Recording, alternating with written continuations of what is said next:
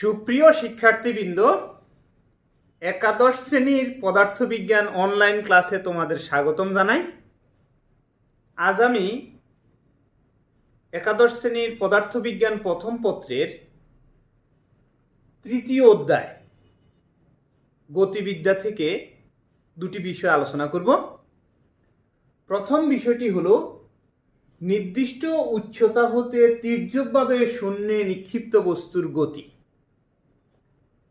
এরকম একটি উদাহরণ আমরা দিতে পারি, কোনো টাওয়ারের উপর থেকে তির্যকভাবে শূন্যে নিক্ষিপ্ত কোনো বস্তু, অথবা কোনো উঁচু স্থান, যেমন হতে পারে কোনো বাড়ির ছাদ থেকে তির্যকভাবে শূন্যে নিক্ষিপ্ত বস্তুর গতি। তো এইরকম কোনো বস্তুকে যদি ওয়াই উচ্চতা থেকে, ভূমি হতে ওয়াই উচ্চতার কোনো স্থান হতে b0 আদি বেগে θ0 কোণে নিক্ষেপ করি, তাহলে ওই বস্তুটির গতিপথ হবে এইরকম একটি গতি। তো আমরা এই ক্ষেত্রে b0 আদি বেগকে দুইটি উপাংশে ভাগ করলে অনুভূমিক দিকে উপাংশ পাই হইল b0 cos θ0, এবং উপরের দিকে যে উপাংশটা আসে সেটি হলো b0 sin θ0।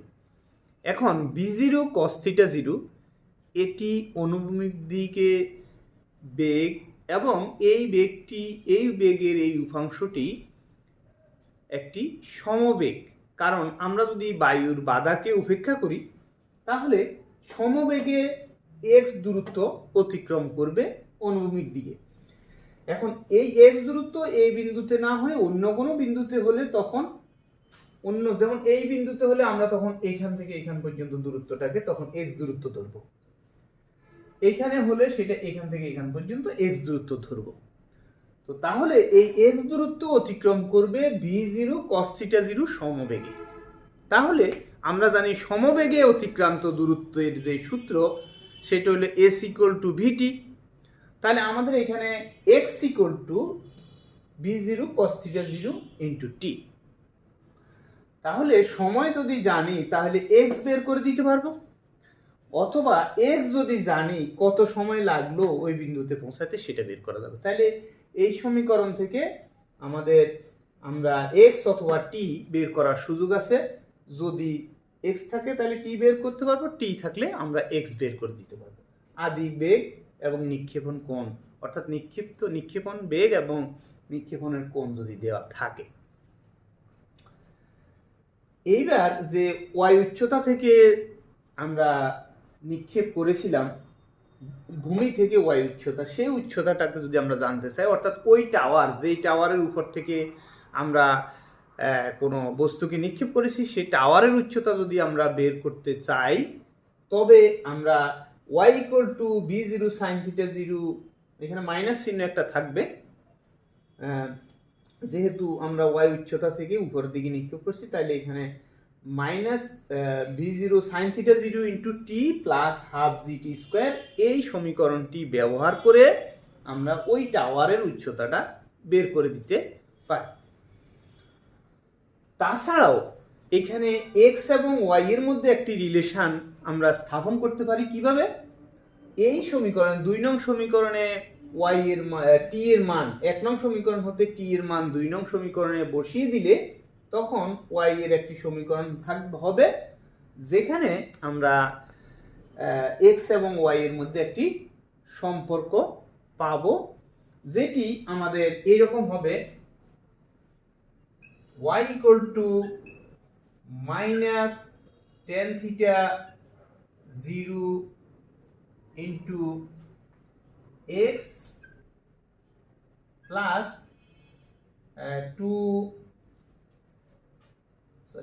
এখানে হবে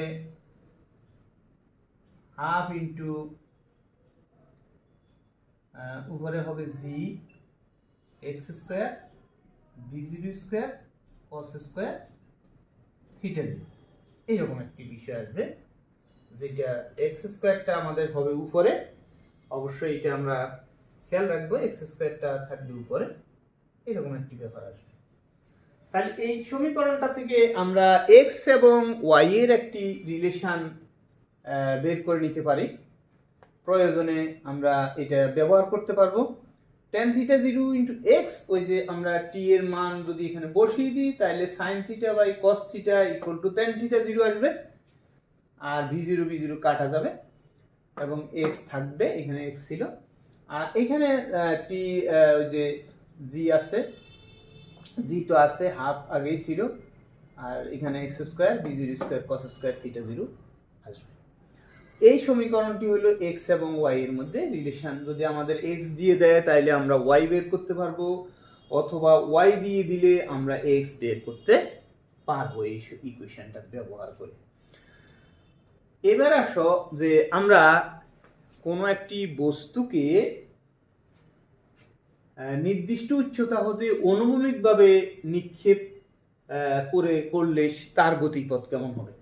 তাহলে দেখো, ওয়াই উচ্চতা অনুরূপভাবে কোনো টাওয়ার হতে পারে, কোনো পাহাড় হতে পারে, অথবা কোনো বাড়ির ছাদ হতে পারে, যা কিনা ভূমি হতে কত উপরে, ওয়াই পরিমাণ উপরে আছে। এইরকম স্থান থেকে আমরা কোনো একটি বস্তুকে অনুভূমিকভাবে নিক্ষেপ করলাম, অর্থাৎ একেবারে ভূমির ওই যেখান থেকে নিক্ষেপ করব সেখানে আমাদের ভূমির সমান্তরালে অনুভূমিকভাবে নিক্ষেপ করব, তবে সেই নিক্ষিপ্ত বস্তুর গতিপথটি এইরকম হবে।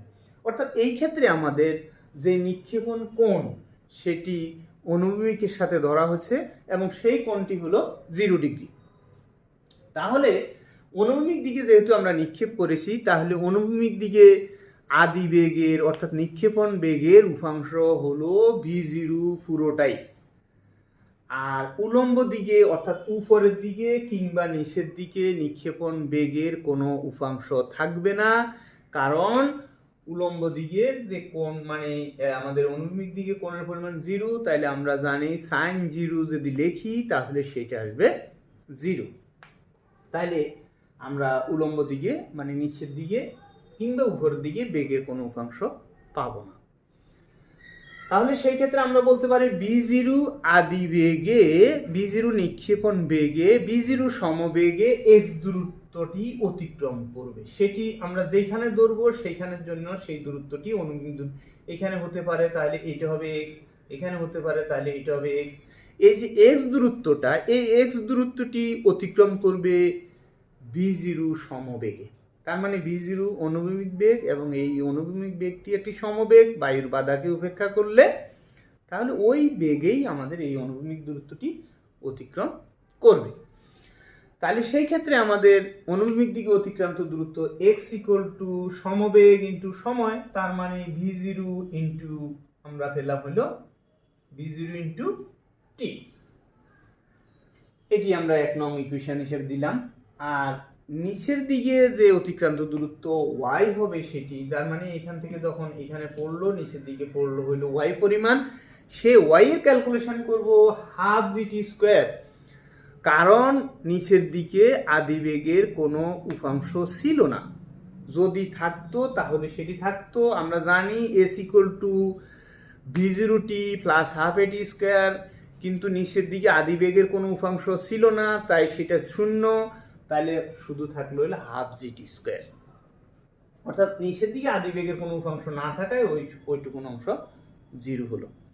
তাহলে হাফ জিটি স্কোয়ার থেকে আমরা টি জানা থাকলে ওয়াই বের করে নিতে পারবো, অথবা ওয়াই জানা থাকলে আমরা টি বের করে নিতে পারবো এই সমীকরণ থেকে সহজে।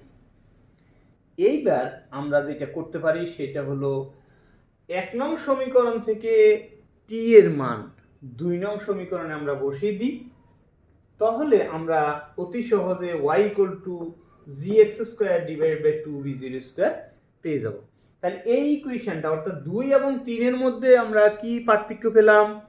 আমরা পার্থক্য পেলাম 2 এ আমাদের y কে t এর আপেক্ষক রূপে পেলাম, 3 এ আমরা y কে পেলাম হলো x এর আপেক্ষক রূপে। অর্থাৎ যখন আমাদের যেই ভ্যালুটা দেয়া থাকবে সেই ভ্যালুর আলোকে আমরা আমাদের সমীকরণটি ব্যবহার করব। তাই আমরা দুইটা সমীকরণে আমাদের মনে রাখতে হবে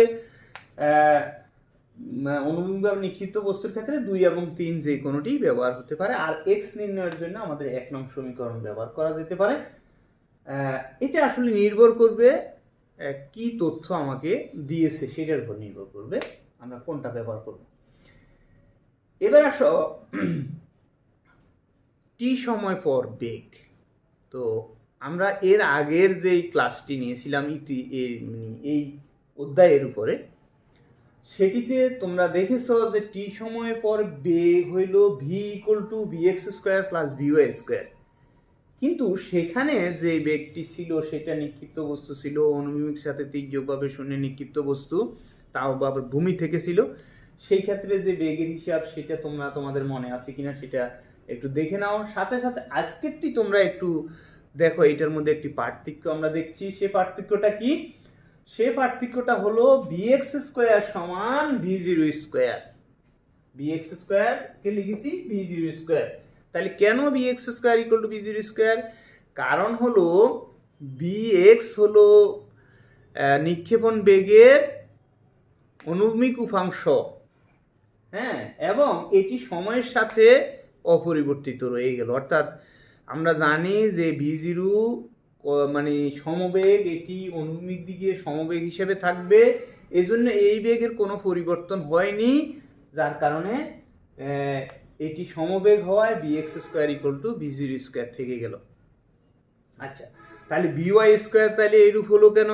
আগেরটাতে by স্কোয়ার কিন্তু ভিন্ন রকম ছিল, এইখানে by স্কোয়ার হয়ে গেল gt, মানে by স্কোয়ার মানে gt square, gt whole square মানে by মানে gt। এটা কেন হলো? by তো হওয়ার কথা ছিল আমাদের আগের সমীকরণে, আমরা কি পেয়েছিলাম? v0 cos থিটা 0, by ছিল v0 sin theta 0, v0 sin theta 0 minus gt পেয়েছিলাম। এখানে এইরকম হলো কেন? এইখানে এইরকম হওয়ার কারণ হলো এই যে sin থিটা 0 থিটা 0 তো এখানে আমাদের কত 0, তাহলে 0 হওয়াতে এটা হয়ে গেল কি?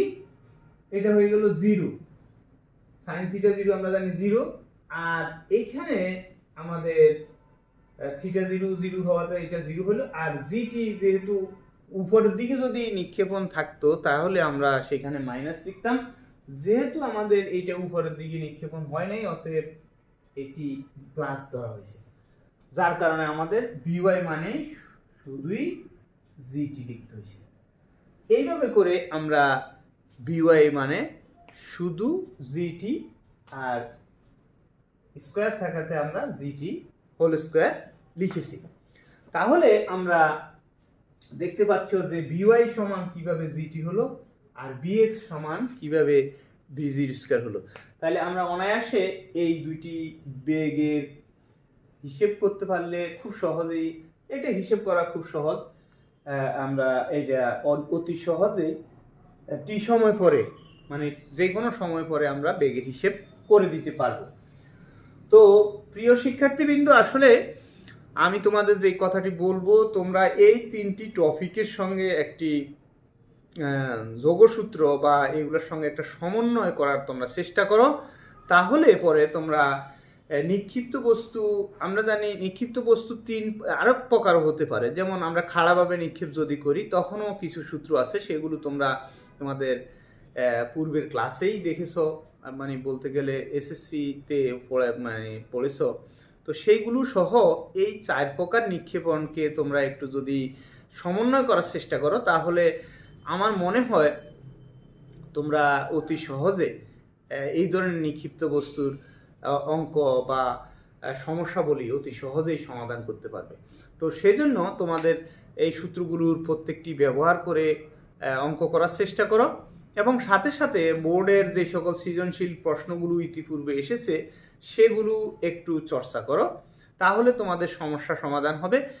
আর যদি কোনো সমস্যা সমাধান করতে তোমাদের সমস্যা হয় বা কোনোটাতে অসুবিধা হয়, সেই ক্ষেত্রে তোমরা অবশ্যই নোট করে রাখবে, একটু লিখে রাখবে। ইনশাল্লাহ আমাদের যখনই ক্লাস শুরু হবে, যখন আমরা আমাদের ক্লাসে যাব, শ্রেণীকক্ষে যাব, তখন আমরা সেগুলো তোমাদের সমস্যাগুলো তোমরা জিজ্ঞেস করবে, আমরা সমাধান করব। আর তোমরা যদি আমাদের কমেন্ট করো আমাদের ক্লাসগুলোর নিচে যদি কমেন্ট করো, সেখানেও আমরা সেই কমেন্টসে জবাব দিব।